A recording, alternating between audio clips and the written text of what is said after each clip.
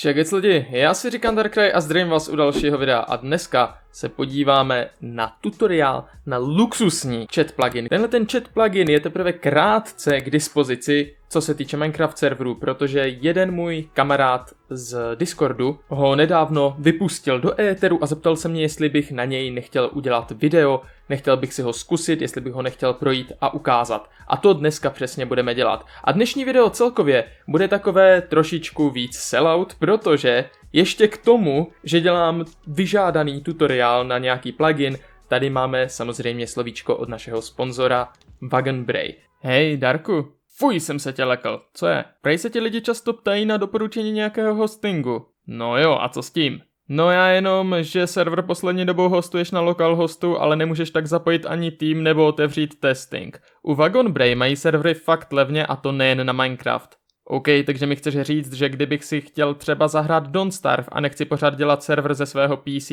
Wagon Bray by ten server hostoval za mě? Jasně, mají široký výběr a to včetně webhostingu za fakt levné ceny. Třeba malinký server pro survival od 50 Kč měsíčně. A pokud by použili můj kód k nakoupení kreditů, který je v popisku, mrk, budou mít o dost kreditů navíc. Přesně, třeba za 240 korun budou mít místo 240 kreditů celých 280. A co když si ale budou myslet, že je okrádám a dostávám prachy z jejich nákupu? Tak to je uklidním. Ten link je čistě a jenom bonus pro tvé diváky, který si domluvil. Tobě z něj nejde ani kapka. Zatím. No a teď se pojďme podívat na samotné video. K Wagon Bray budete mít odkaz v popisku a stejně tak i k tomuhle pluginu. Jmenuje se Epic Chat.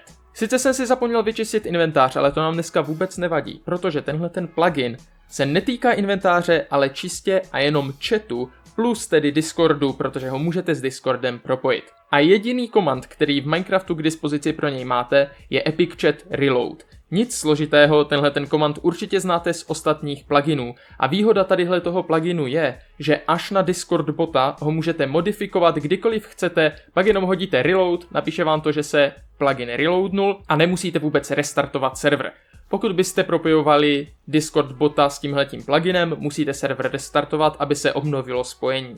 Co tenhle ten plugin umí? Za prvé řídí chat, to znamená, že já když hodím T a napíšu něco do chatu, tak modifikuje vzhled chatu. Možná si teďka říkáte, ale Darku, tohle to umí i Essentials, tohle to umí hromada dalších pluginů, proč je tenhle ten tak dobrý? Je velice snadný, je lightweight, jak se říká, neboli nenáročný, a dokonce i jeho úprava v konfigu je velice jednoduchá. Další z věcí, kterou si hned můžeme ukázat, je tahleta informační tabulka. Tahleta informační tabulka, stejně jako všechno v tomhletom pluginu, je plně modifikovatelná. Můžete tady mít informace o hráči, můžete tady mít jeho levely, můžete tady mít jeho kill count. Všechno, co tady vidíte, si můžete upravit. Vidíte, že mám 13 smrtí, ani jeden kill. Je tady datum, kdy jsem se připojil, jak dlouho jsem už na serveru. A dokonce, když kliknete, můžete tomuhle hráči pomocí toho pluginu odeslat soukromou zprávu, což hromada pluginů nemá. Další z věcí je, že můžete hráče pingovat. Když napíšete jméno hráče, bohužel jméno musí být přesně, ale zároveň i bohudík, protože kdyby mohl každý pingovat nějakého hráče, i když napíše špatně jméno, byl by v tom bordel. Pokud ale napíšu Darkrai podlomítko velkým CZ, hodím Enter, vyskočí mi tahle upozornění Darkrai CZ tě zmínil v chatu. Tohleto upozornění můžete změnit, může to vyskočit v chatu, může to vyskočit jako title a může to zároveň vyskočit nahoře nad vaším hotbarem, což jsou tadyhle ty políčka, kde máte itemy. Zároveň se zpráva zeleně podbarví, takže kdybych já napsal třeba ahoj Darkrai CZ, jak se máš, tak to napíše bíle zprávu, ale podbarví to zeleně to moje jméno. Vždycky to takhle cinkne na pozadí, aby hráč věděl, že ho někdo zmínil. Dá se to dokonce deaktivovat, můžete si to vypnout, pokud by vás to štvalo. Jedna z věcí, kterou vám bohužel neukážu, protože mám operátora, je spam filter. Pokud by někdo příliš spamoval a chtěl hodně rychle odesílat zprávy, třeba by psal jenom tečky a teďka by jenom drtil Enter T a šipku nahoru a jenom by to takhle spamoval, tak tenhle ten plugin má tady pojistku, která zabraňuje tomuhle spamu. Můžete si nastavit delay, který je pro zprávy a dokonce můžete filtrovat některá slova, anebo můžete používat emotikony.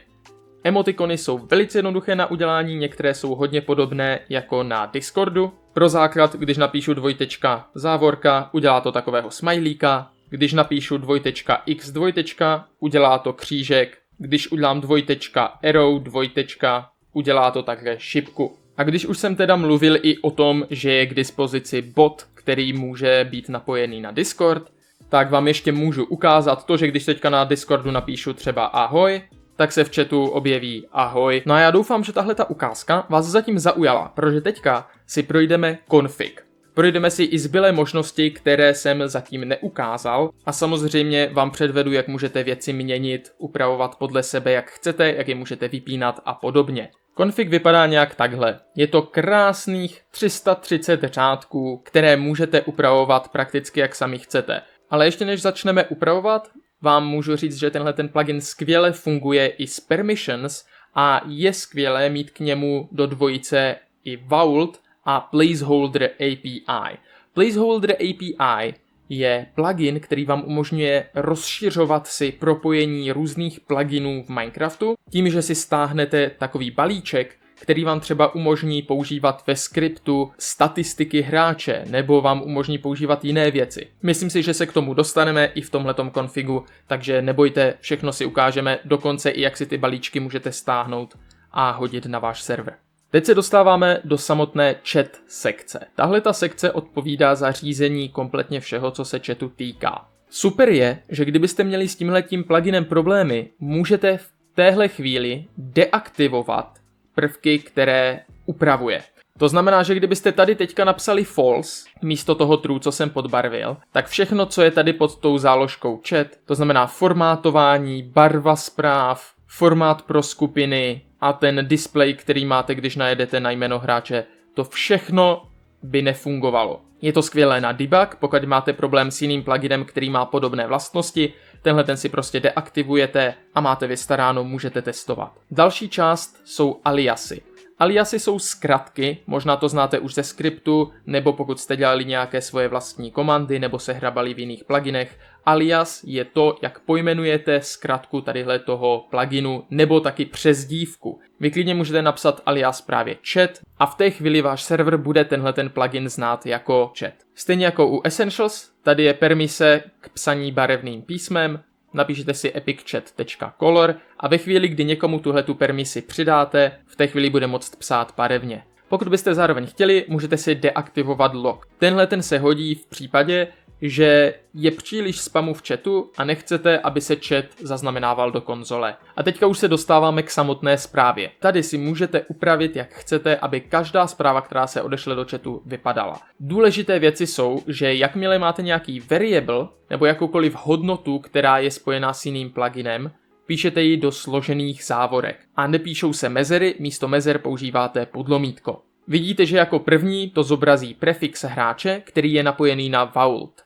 Pokud teda chcete používat Vault prefixy, musíte si potom v Placeholder API stáhnout rozšíření pro Vault a to si samozřejmě ukážeme a ve chvíli, kdy to máte stažené, tak se tenhle ten plugin napojí na Vault a zobrazí prefix, který hráč má. Dále je samotné jméno hráče, pak je samotná zpráva, můžete si tam přidat nějaké oddělení, já tam mám takovouhle šipečku, která je zbarvená černě, aby nebyla tak moc vidět a nebyla do očí.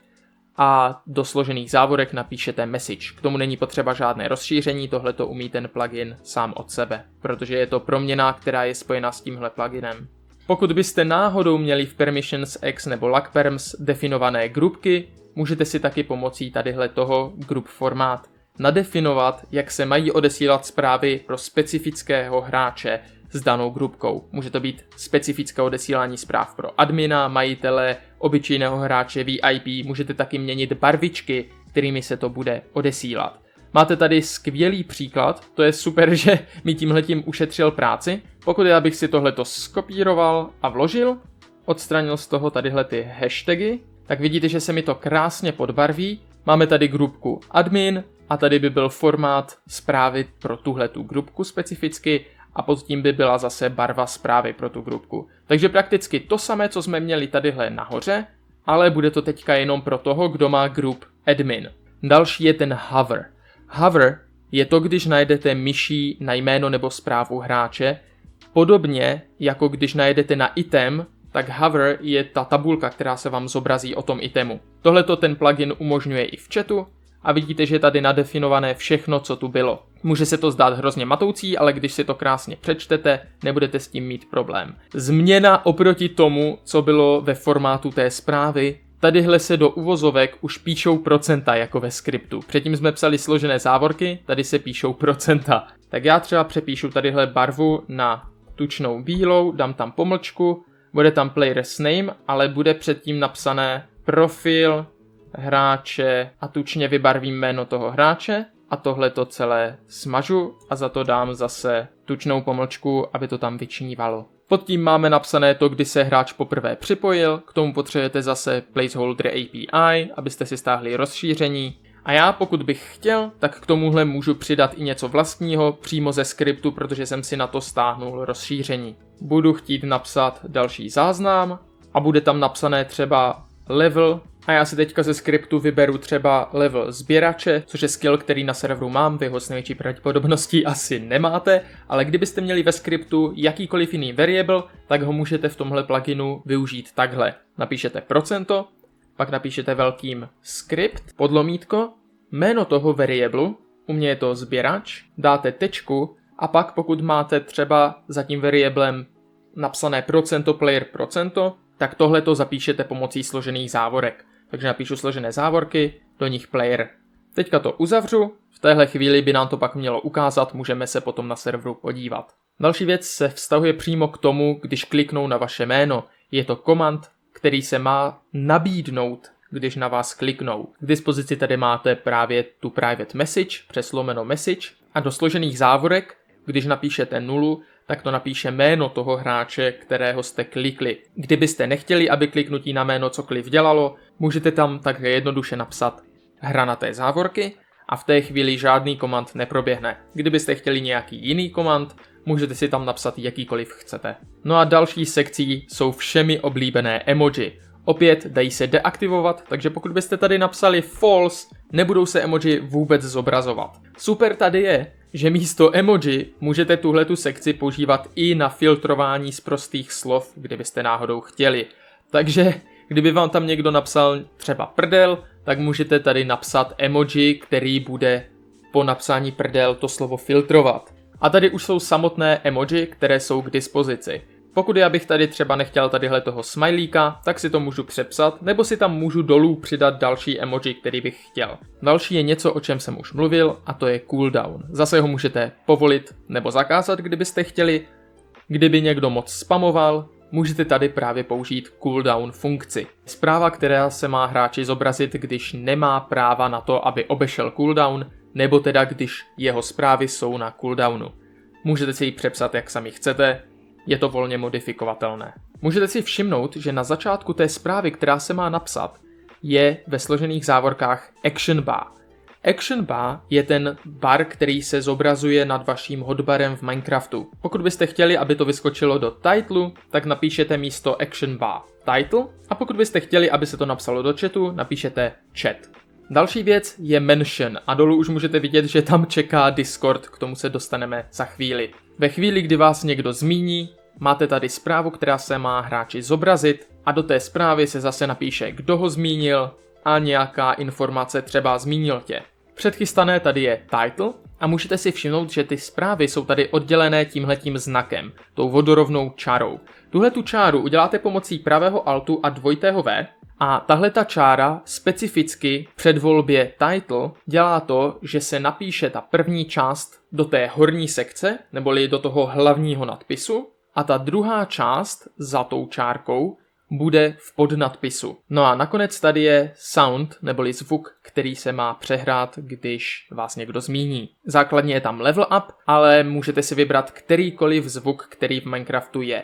Další věc je question systém. Pokud máte rádi takové výzvy pro hráče a jenom takové jednoduché soutěže, můžete zavést samotný question systém. Co ty otázky dělají? Vyhodí to do chatu otázku, na kterou hráči mají odpovědět a kdo první napíše odpověď, dostane nějakou odměnu. Klasika, znáte to určitě z každého druhého serveru. Řekněme, že chci, aby se to zobrazovalo fakt často, abych to stihnul postřehnout, takže si tam dám cooldown 2 minuty a dále po jaké době se má ta zpráva deaktivovat, nebo respektive ta otázka, kdy se má deaktivovat, pokud na ní nikdo neodpoví.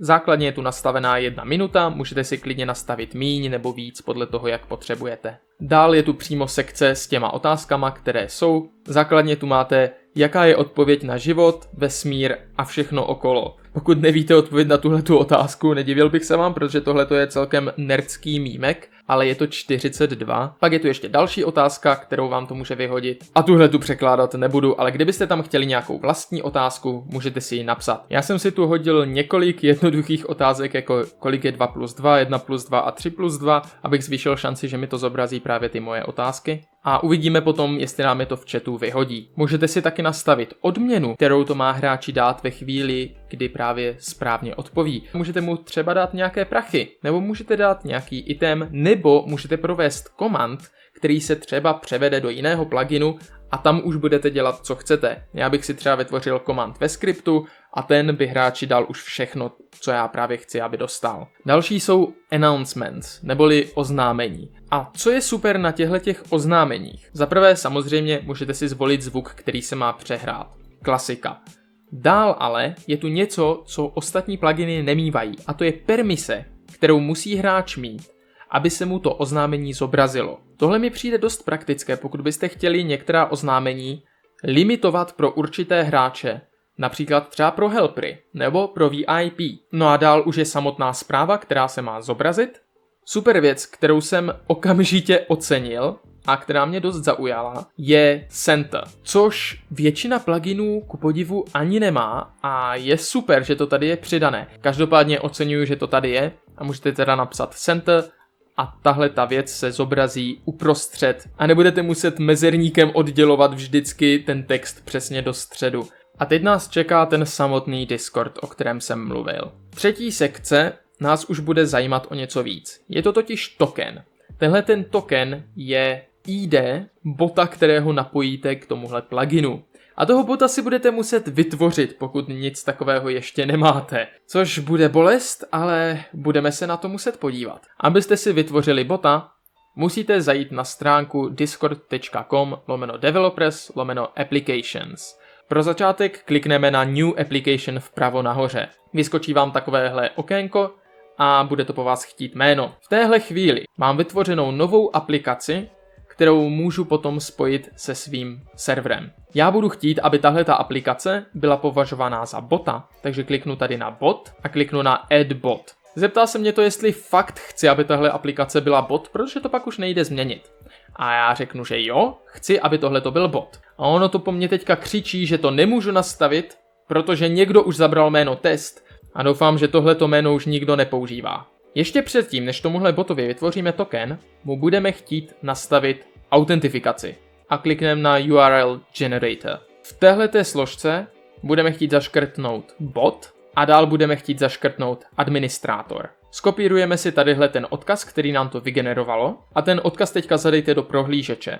Vyskočí vám takováhle informační tabulka a zeptá se vás to, na jaký server chcete toho bota přidat. Já si zvolím Darkovo Fan Group, což je můj server na Discordu, pokud na něm ještě nejste, vaše chyba, a zvolím pokračovat. Zeptá se mě to, jestli mu chci dávat autorizaci jako administrátora, kliknu autorizovat, potvrdím, že jsem člověk a napíše mi to, že bot je přidaný na server. Teďka záložku můžu zavřít a můžu si s ním potom už dělat, co potřebuju. Předtím ale než budete jásat, že jupi jste velcí programátoři, budeme muset vygenerovat token pro tohohle bota, abychom ho mohli propojit s tím pluginem.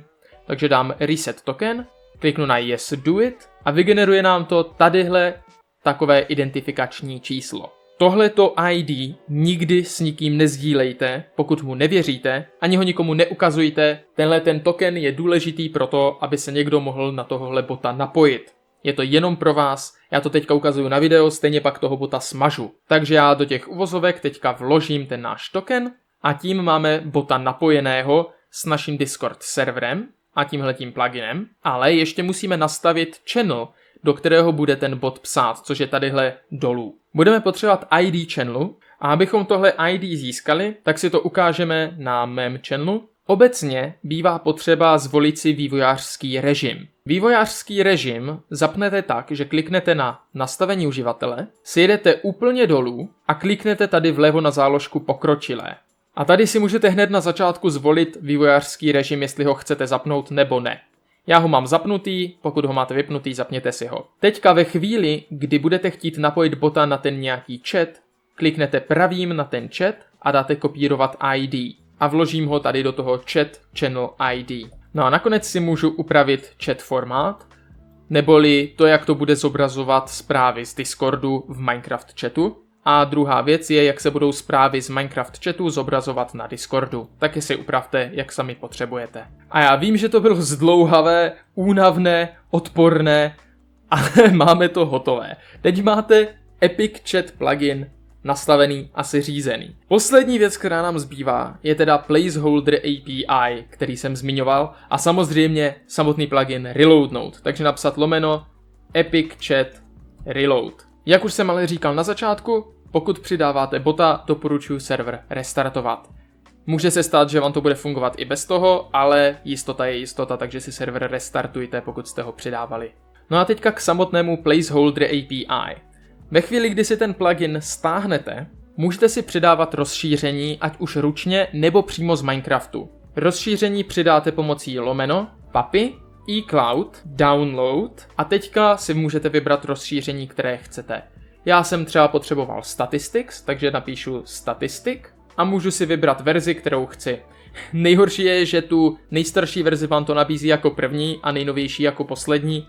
My chceme vždycky tu poslední, tedy nejnovější verzi. Hodím Enter a napíše mi to, že mi to úspěšně stáhlo rozšíření statistik do souboru toho Placeholder API. Pokud byste chtěli rozšíření pro skript, budete si ho muset stáhnout ručně. A mezi tím, co jsem chtěl natočit, jak si stáhnete to rozšíření, tak mi vyskočila zároveň otázka v chatu a napsal jsem nejprve 2. Vidíte, že to nezaznamenalo, ale ve chvíli, kdy jsem napsal 4, tak mě to napsalo, že jsem to uhodnul a teďka na mě spamují oznámení. Takže vidíte, že to funguje, já radši honem jdu na ten placeholder. Když jste si stáhli Placeholder API a nainstalovali si ho, tak by se vám měla vytvořit složka, ve které budete mít config a expansions. Kliknete na expansions a tady budete mít seznam všech rozšíření, které pro Placeholder API máte. Nás bude zajímat rozšíření script. Problém je v tom, že to rozšíření nezískáte přímo z Minecraftu, když si ho budete chtít stáhnout, takže ho budeme muset najít na internetu. Jednoduše si do Google napište Minecraft Placeholder API Script Expansion, dokonce jsem zvládl napsat v tom jediném slovu i chybu. Rozklikl jsem hned první odkaz a našlo mi to, co jsem přímo potřeboval, což je Puppy Script Expansion. Oni tady mají napsané, že tenhle ten expansion je možné najít přímo na eCloudu toho Placeholder API, ale on tam není, nevím, co se stalo, ale tohle to je přesně to rozšíření, které chcete. Dokonce tady je ukázka toho, jak to vypadá, jak máte napsat který variable, je tady napsané to, co jsem vám ukazoval, script, podlomítko a jméno toho variablu. A ve chvíli, kdy si ho stáhnete, tak ho potom umístíte do téhleté složky, kterou jsem vám ukazoval, a reloadnete Placeholder API. Což mi připomíná, že bych to mohl udělat rovnou, takže napíšu puppy reload. Tím se ten plugin reloadnul a všechno by teďka už mělo krásně běžet. Já kdybych teďka něco napsal do chatu a najdu na svoje jméno, tak vidíte, že mi to dolů pod killy a smrtmi píše taky level 9 sběrače a nahoře je ten custom profil, který jsem si nastavil. A furt mi spamují oznámení, takže já radši tohle video ukončím, než mě to komplet zaspamuje a budu z toho celý otrávený. Mějte se teda krásně. Já doufám, že se vám tohle video hodilo a že se vám i tenhle ten plugin bude hodit. Kdybyste měli s čímkoliv nějaký problém nebo byste měli jakoukoliv otázku, nezapomeňte mi napsat, nebo se můžete přidat na oficiální Discord tadyhle toho pluginu a můžete se zeptat na jakoukoliv věc ohledně tohohle pluginu. Mějte se zatím krásně, já se loučím a nazdar. Hands up, then we gonna drop.